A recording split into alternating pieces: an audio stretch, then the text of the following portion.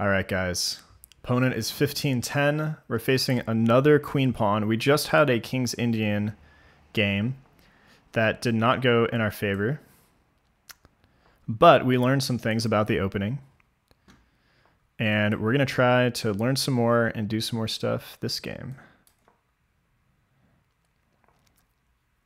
This bishop generally belongs on this diagonal because this is so strong. I maybe should have done this, but it's okay. We want to play e5 in King's Indian. Can we play e5 yet? I think yes we can because of this pin. We also are threatening a potential fork in the future, although this pawn will probably die soon. So,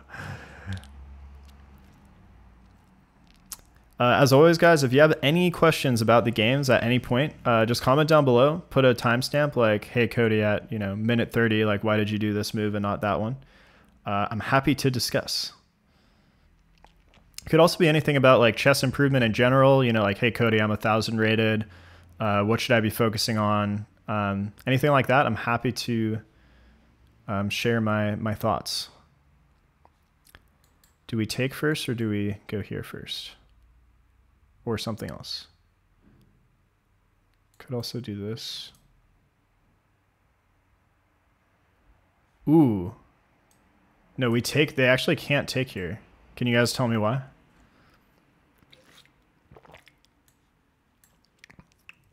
Our bishop was defending. Ooh, well, now this is a nice move because at some moment we can jump in over here.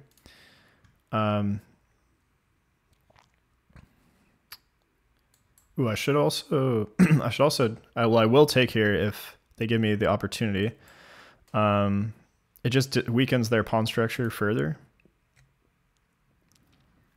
so that they can never like make this pawn strong if this guy's not here.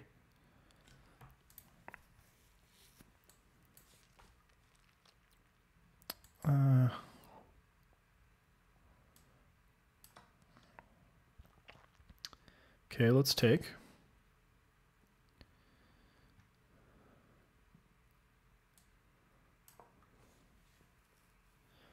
If they push, we go here. Also just threatening this up, straight up, so I don't know, I would probably develop. Makes sense. Let's go here. I could push, but then my light squares become very weak. I can explain that after the game. I'll try to remember. That's a concept that took me a really long time to understand. I would hear grandmasters say that all the time, like, "Oh, but if you do this, then the light squares are weak." And it took a while for me to get it. This can be my next move. Targeting this, just up in their business with some threats to like do this maybe later on. A little sketchy for white here. I don't have anything immediate, but maybe they just drop here. They also got to maybe, there might be some pin ideas along this file in the future. Like if this moves.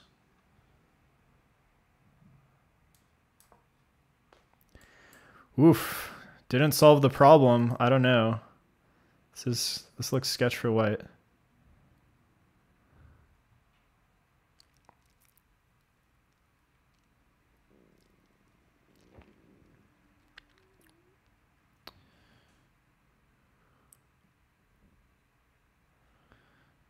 I mean, I can just win a pawn. They're down. They only have a minute on the clock. Let's just win the pawn. They got to do something about this guy too.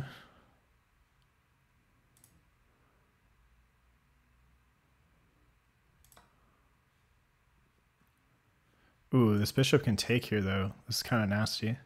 Then I have to move the rook, then they take this with their queen. But I think in reality, their position... Their king is too sketch here. Ooh, my queen is under attack. Man, I almost just blundered. Okay. Ooh, man. Can never relax, guys. Whew. That was... I almost did something like move the rook, and then I would have lost my queen.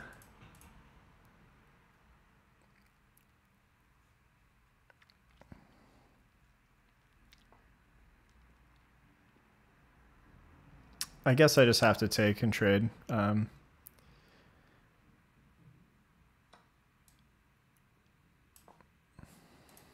take this next.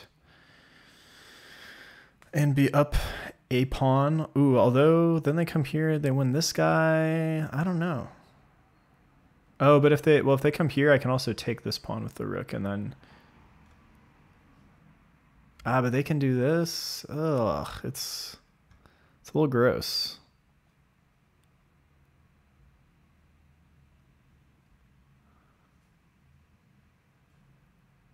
Take there. Man. Okay, let's just do this.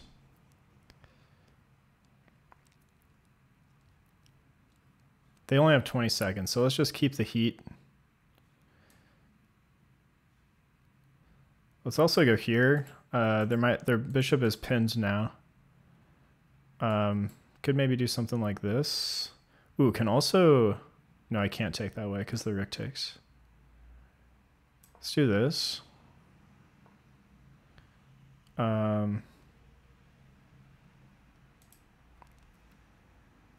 Takes.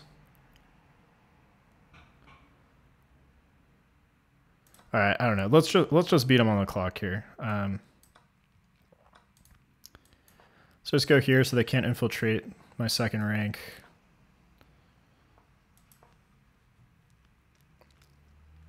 We're even on material.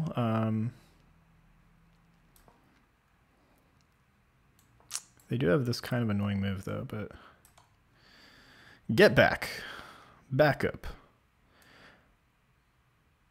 Let's trade. I think this is maybe a winning. It's a little dicey. They can maybe make a pass pawn over here, but I can make one over here. But they have less time, so let's stay kind of neutral right now. I got to be close enough to deal with this if necessary. Ideally, I'd like to somehow infiltrate. Maybe I have to push. Then I might not. I don't know. Okay, well, let's just keep the pressure on them. Make it complicated. They can push is good for them. Actually, yeah, I think they put. That's good for them.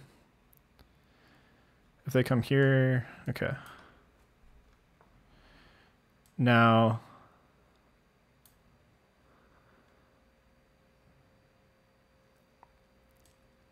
ooh, I think I'm winning. I think if I can create a pass pawn over here now, okay. See, I take. Let's create a pass pawn over here. Ooh, maybe I also should have come back though. Oh, well, they're checking me. That kind of helps me, but.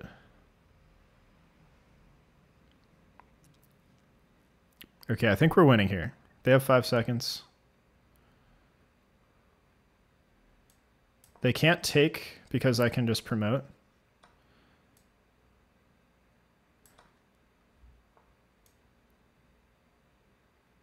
Sometimes you need to push one more. Push. In this case, though, we're winning because we get on. These three are the key squares in this position. I'll explain this after the game. But this is winning for us.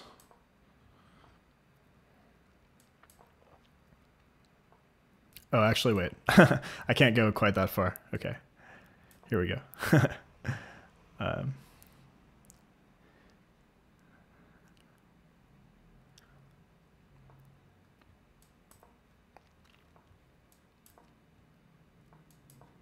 It's a little technical. I'll explain this to you after the game, guys. Yeah, they resigned because we're just gonna once I get to here, we just aid the pawn, we promote, we make a queen, and we checkmate them.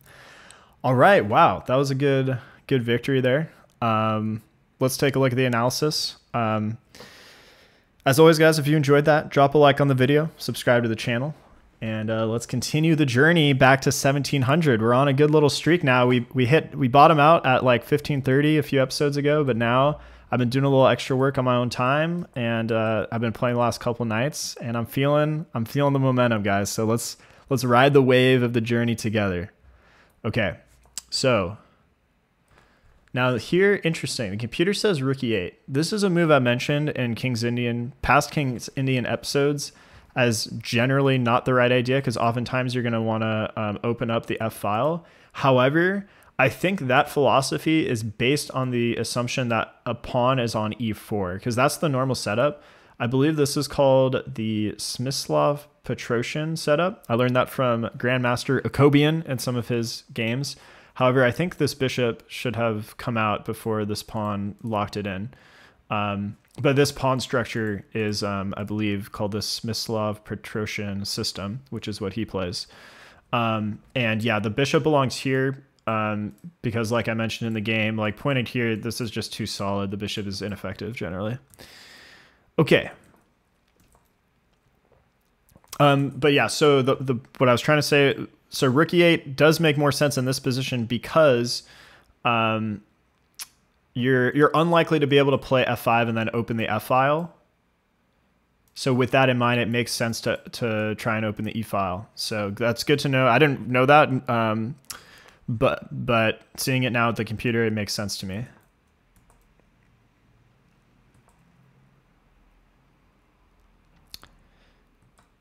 And yeah, here, guys, so like I said in the game, they can't take because bishop defends. Computer says e takes d4 or knight bd7. Wow, really? So if queen takes, I guess the idea is, well, I guess they don't get trapped, but maybe their queen is just kind of out of the game.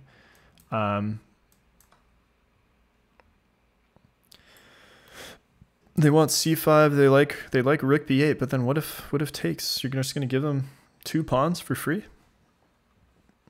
Their king is very sketch. Okay, I think this is now what I was mentioning before, where like maybe the queen is just too out of the game because, like, you know, my queen can jump in. I don't know. It's still not super clear to me though. Like, yeah, what's your compensation? Like, let's say they do normal moves. What do you do here? They want c5. I mean, let's say they push or something. I don't know. Knight e5. Yeah, the knight's coming in. I don't know. This might be another overruled situation. So I don't. Yeah, knight bd7. I don't really agree. They say that's the top move. Well, yeah, that or taking here. Taking here makes sense if they try to play in between move. Now you can go knight bd7. I don't know. I'm gonna say, like, what do you guys think? Like, do you think we should solve the problem first, or do you think we should do some complicated thing that we aren't sure if it's going to work out? In blitz chess, I'm going to say queen c1 is the best move here. That's my final ruling. So, yeah. I like queen c1 here a lot. Okay.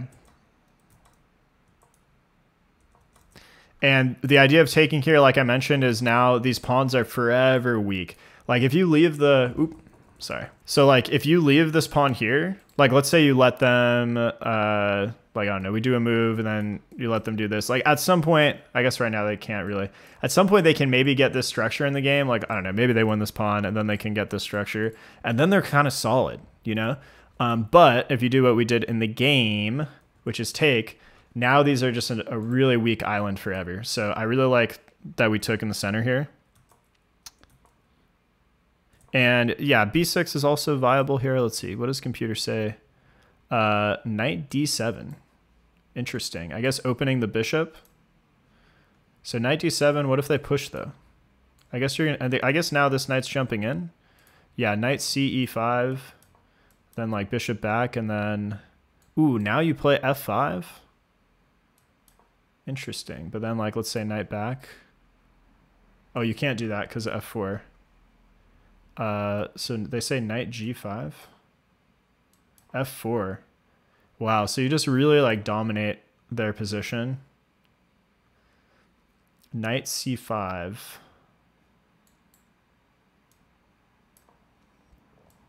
say like here. I don't know. All right. I'm starting to do a little deeper analysis in these games, guys, because I'm really trying to learn and get better. Let me know down in the comments if you enjoy the longer analysis or if it's too much, or let me know. Give me some feedback. Well, how's it feeling? Is it feeling too overwhelming, or is it feeling educational? Let me know. So they want, okay, so I was also debating knight takes knight here, which they say is the top move. And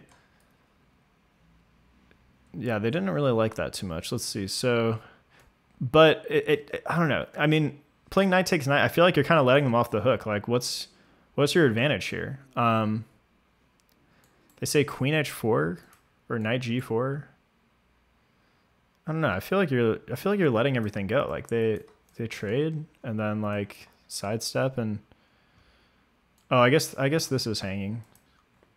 Huh. Yeah, I don't know. I don't know about that one either.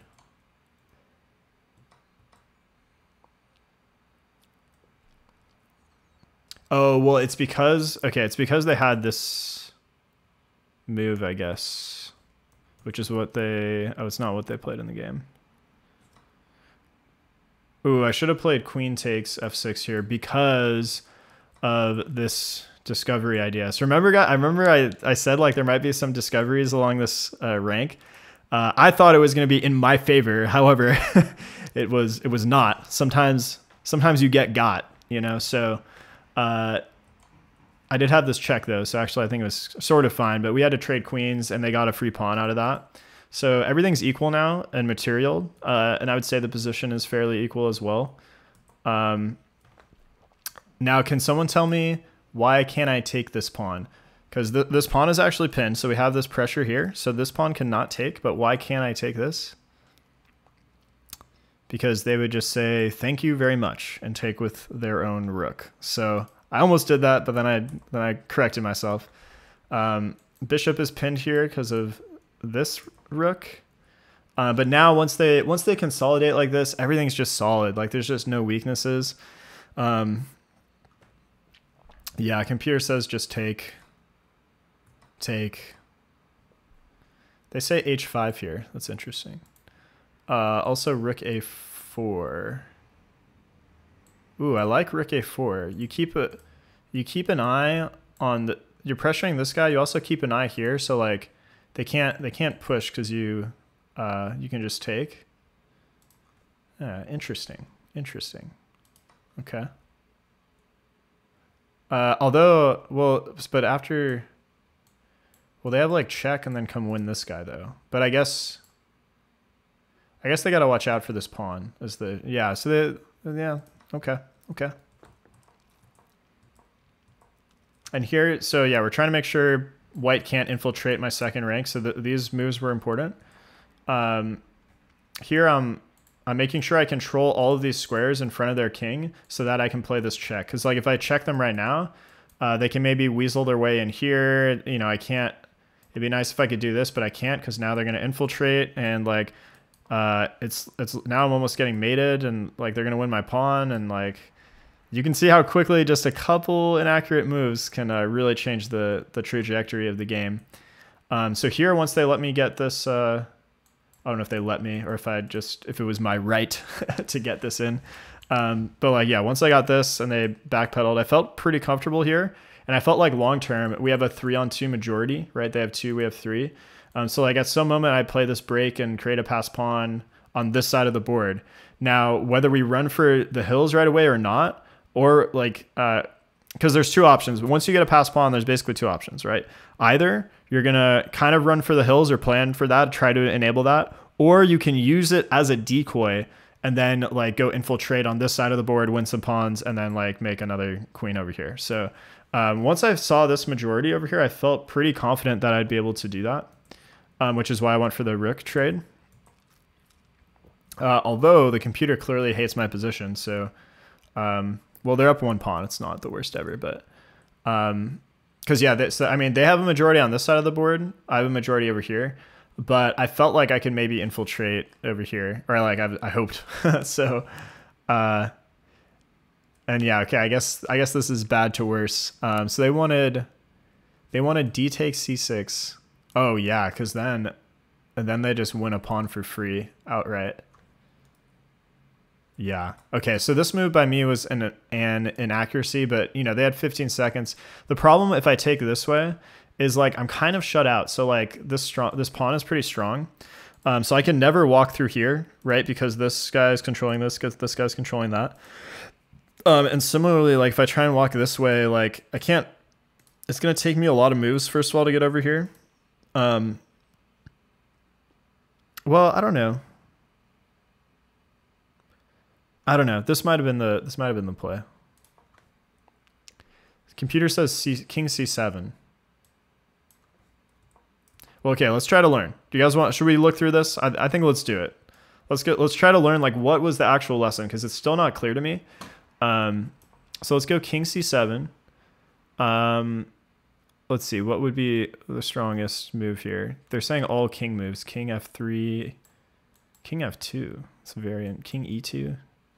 Kind of weird. Can they not make progress? Like,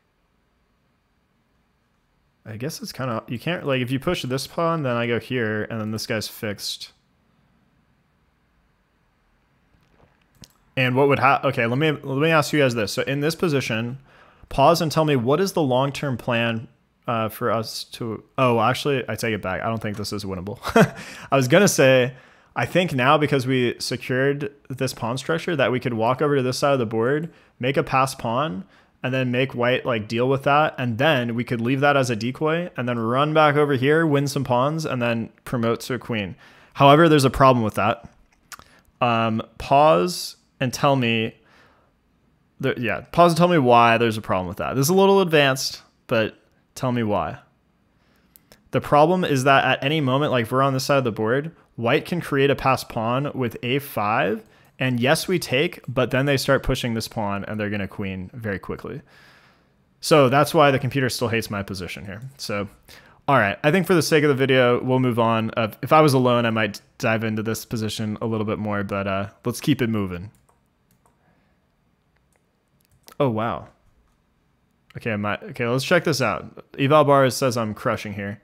Yeah, I also considered d5. But I felt like they were very similar. And after, okay, so they had, oh, and they did find the best move, a6. Yeah, so they win my pawn. But now we create the decoy, or we create a pass pawn over on this side of the board. Okay, so computer says you can't take.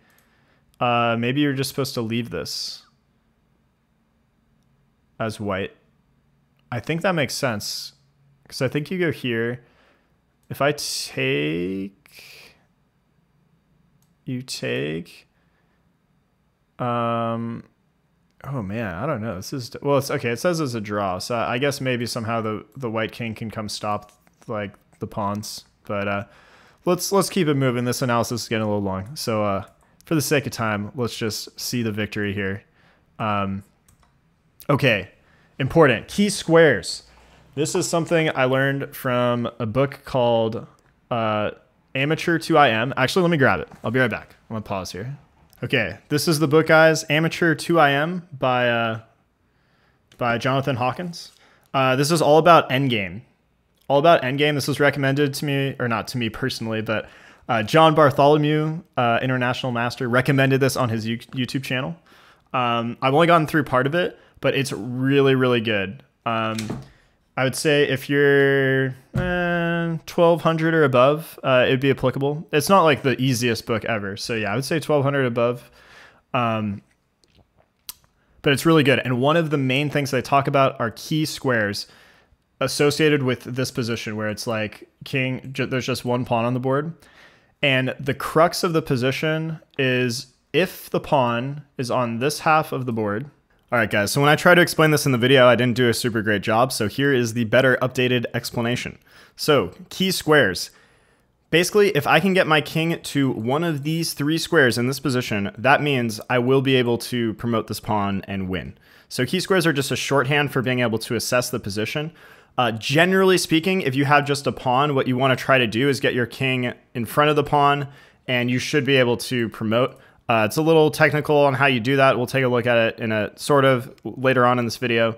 But yeah, the way key squares work is if your pawn is on your half of the board, so it's where the squares are is dependent on the pawn's location. So let's say the pawn is over here now. If it's on your half of the board, the key squares are these three, which are 2 in front of it, 2 squares in front, right? So if the pawn is here, these are the key squares. And if the pawn is here, actually, if the pawn is on the edge, it's generally going to be a draw. You would need to get these are the 2 key squares because you can try to win this way. But yeah, so basically key squares are useful because I was able to quickly look at this position, realize I could stand on a key square, and realize that I was winning, right? So that's why they're useful. If the pawn is located in your opponent's half of the board, then you get even more key squares. It's actually all 6 directly in front. And again, it's dependent on the location. So here, these would be the 6 key squares. And there's nothing magical about these squares. It's just a shorthand because someone realized like, hey, if we ever get the king here, actually you can't stop this pawn. Like it's going to promote. Like there's nowhere you could put the black king that could stop the promotion. So that's it. One last final question for you guys. Do you know, is this position winning or is it a draw? It's white or let's say it's black to play. Is it winning or is it a draw? So this is actually a draw, and this is going to be, I'm going to cover this in one of the early episodes of the Chess Strategies 101 series that's forthcoming. But black needs to know how to make the draw here. It's, they could mess up and lose. So we're going to cover that in a future video. If you want to catch that, make sure you are subscribed. This is the very first endgame I think you should learn how to play. That's it. Back to the video. So, and here, by the way, guys, don't push, right? Because then now it's a draw. So that's why I did one too many king moves here. And that's why I backstepped once I realized. But yeah, so now we advance the pawn. They go here, and we're able to promote like this. It's a little complicated. I'm going to make a video in the future explaining this. So if you want to catch that, make sure you are subscribed. But yeah, so we were able to finish out the game, and here they resigned. All right, guys, that was a lot of analysis, but I feel like I learned some good things. I feel like I'm getting the focus back, the momentum back, the intensity back as we're playing. So thank you for joining me on the journey, and I will see you in the next episode.